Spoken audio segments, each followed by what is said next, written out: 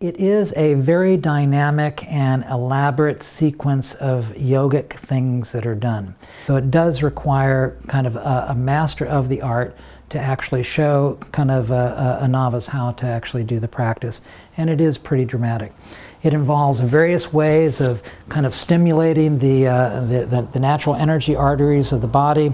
It involves certain kinds of breathing practices. It involves certain kinds of shaking. It involves kind of stomping one's butt on the ground in order to kind of get those energies moving upwards from there. And so all of this is just to change the way energy is actually working within the body. Now, when you look at the way in which these things are actually done when the Tummo is starting to occur, it has interesting affinities with what you see described in some of the pranayama practices that you find in Indian yogic systems. For example, they do have the idea of pulling energies up from the pelvic floor, what we would refer to as mula bandha. Yeah, it does have to do with kind of swallowing energies down and pulling them down. The idea that we would have with Jalandhara lock at the throat. And getting these energies to converge and heat up at the navel center, which resembles Uddiyana Bandha practices. So there is definitely shared material that is used on the development of these types of techniques. A lot of it has to do with breath.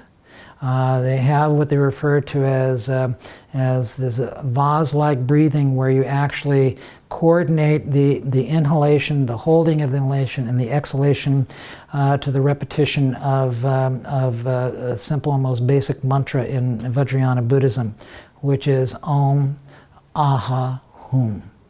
So in all these practices, you'll see that they visualize a white Om at the brow center, a red Aha at the throat center, and a deep blue or black Hum at the heart center. And this represents body, speech, and mind.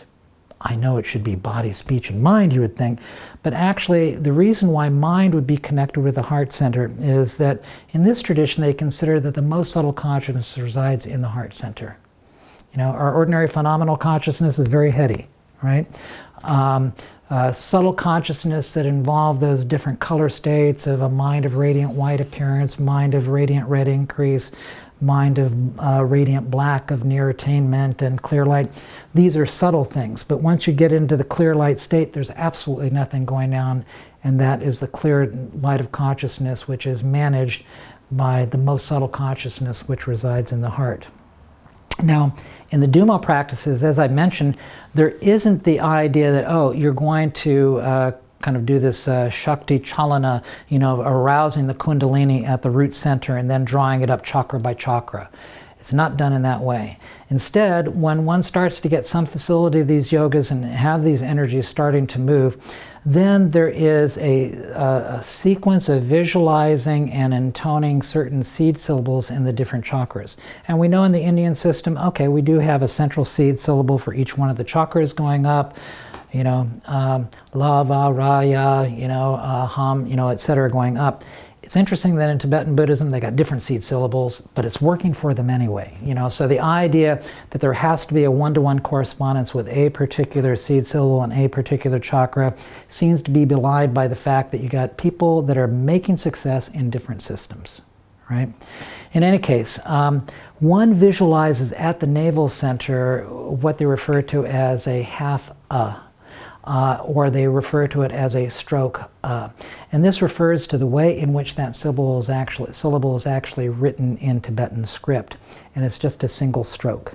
So it's not kind of a fancy calligraphy thing, it's just a single little stroke that is visualized as being read, and in the navel center, which as I said is visualized as being several finger widths below the navel, and one visualizes that as being red hot and getting hotter and hotter.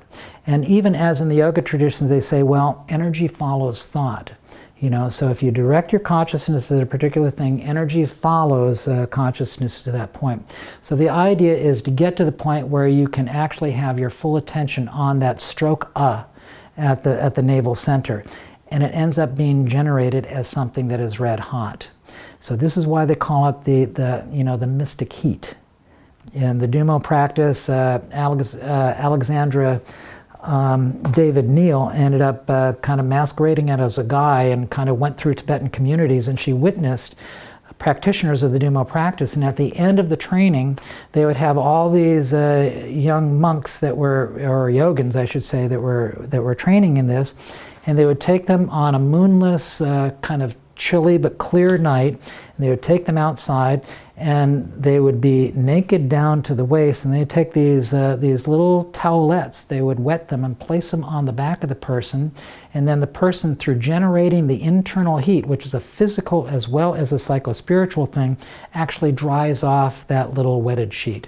And the one who can dry off the most sheets during that night is the winner, is the best Tummo practitioner ever. You know, so the idea of actually being able to bump up your body heat enough to actually dry out a wet towel that's laid on your back on a cold night is kind of an interesting and impressive phenomena, wouldn't you say?